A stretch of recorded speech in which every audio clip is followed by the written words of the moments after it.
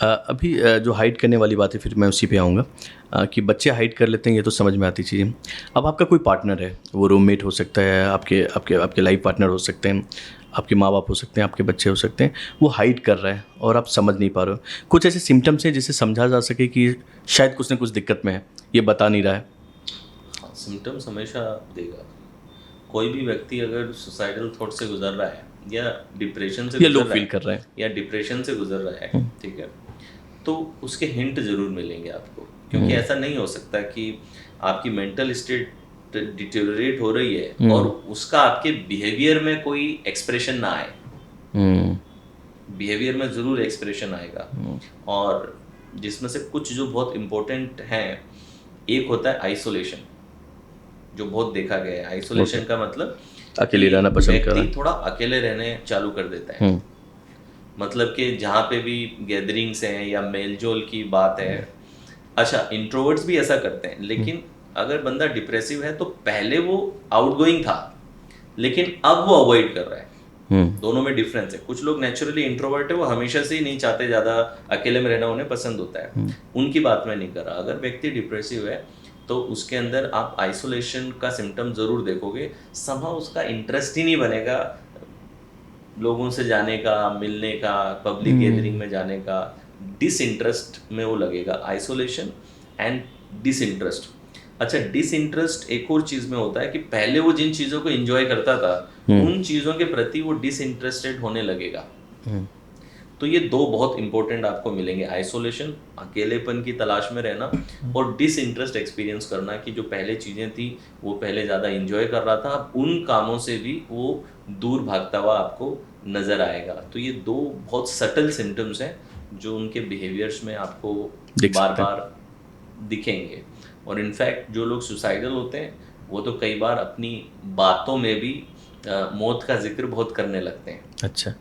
जैसे कि अगर इस तरीके के सवाल करने लगते हैं कि अगर मैं ना रहूं तो तुम कैसे कैसे जी जियोगे, पाओगे, राइट। ठीक है, अगर मैं ना रहूं तो कैसे तुम जियोगे ज़िंदगी के अंदर। तो इस तरीके के कई सवाल वो करते करते हैं। हैं।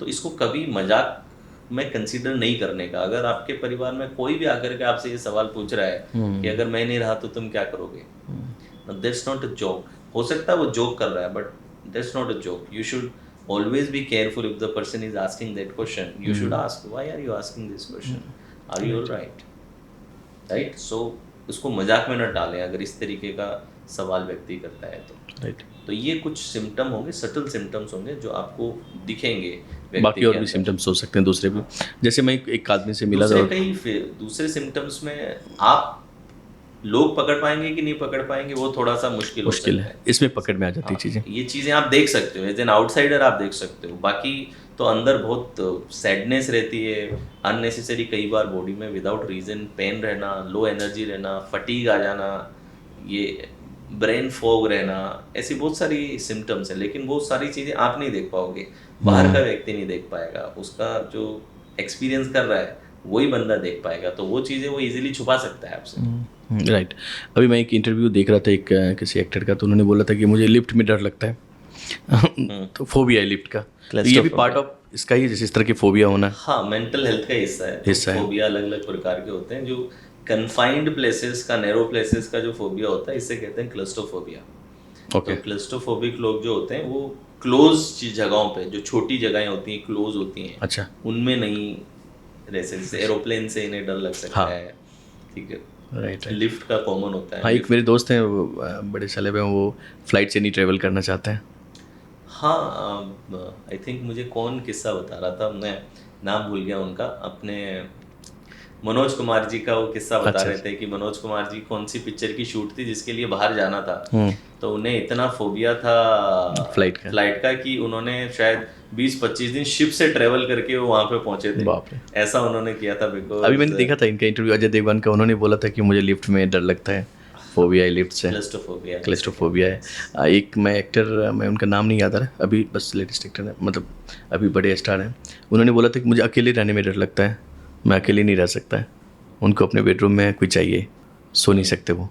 अब ये एक अलग तरह की चीज़ है कि आप हमेशा डार्कनेस का, कईयों में डार्कनेस का रहता है, डार्कनेस का रहता है। बट ये जनरल है, मतलब कि ये darkness मोस्टली जनरल है। इतना डार्कनेस का मैक्सिमम लोगों को रहता डर ही रहता रहता ही है, थोड़ा बहुत डर सभी में रहता है, अकेले की दिक्कत नॉट अ प्रॉब्लम। बट जो फोबिया क्या है, जो कम्प्लीटली इरेशनल है, जिसके पीछे कोई रीजन लॉजिक ही नहीं है, बस आ गया आपके मन में। ठीक है। जैसे कॉकरोच का फोबिया है लोगों को लिजर्ड्स का फोबिया होता है, जर्म्स का फोबिया है लोगों को कि हर दिन में 50 बार हाथ धोते हैं। जर्म्स का फोबिया कि इसमें देखता हूँ मैं बहुत सारे लोगों को। जर्म्स ना हो जाएं, ठीक है। तो इस तरीके के भी होते हैं फोबिया। मेरे घर पे एक हाउस हेल्प है, उनको देखता हूँ 6 बजे के बाद, 6 बज गए, अब लाइट जाए या ना जाए, मतलब सन सेट हो ना हो, बट वो हनुमान चालीसा, अगर मैं नहीं हूँ घर पे तो गेट खोल के हनुमान चालीसा चल रहा है।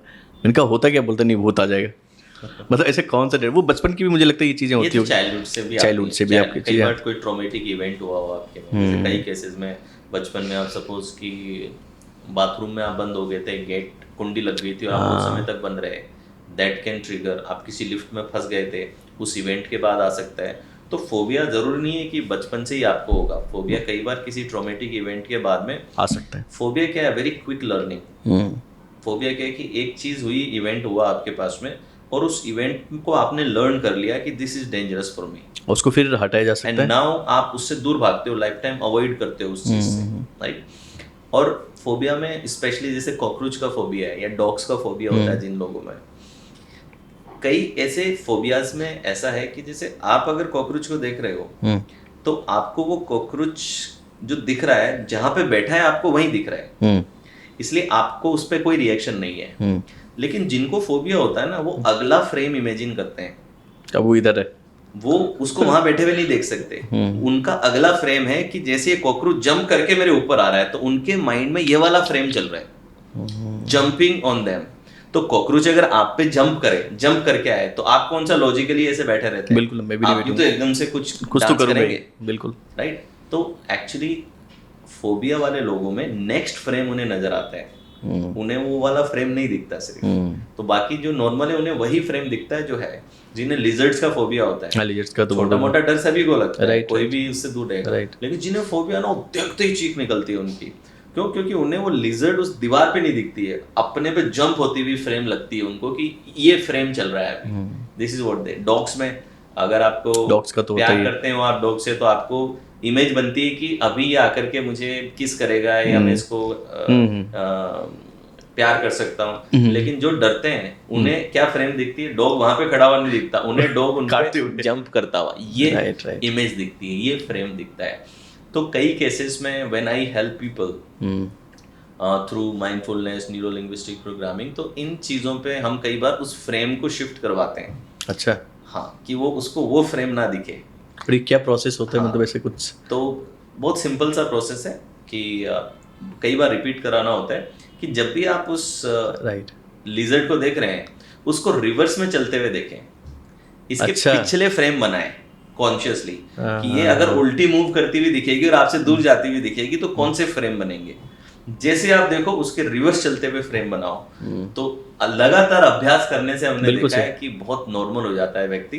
और जो नॉर्मल व्यक्ति जिसे डरता है, सिर्फ उतना ही डर उसके अंदर रहता है उसको, क्योंकि वो जो अगला फ्रेम आ रहा है वो फ्रेम उसको नहीं मिलता है। इस वजह से बॉडी रिएक्ट नहीं करती है, जो रिएक्शन उसका नर्वस सिस्टम दे रहा है, राइट, वो रिएक्शन नहीं आता है।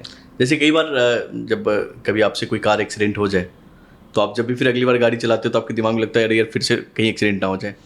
बट आप रेगुलर जब गाड़ी चलाते हो तो फिर धीरे धीरे वो चीज़ें आप सेटल हो जाती है, फिर आपके दिमाग में वो चीज़ें रहती नहीं है। राइट, है ना? इस तरह का ही प्रोसेस शायद आपका हो, है ना? बिल्कुल।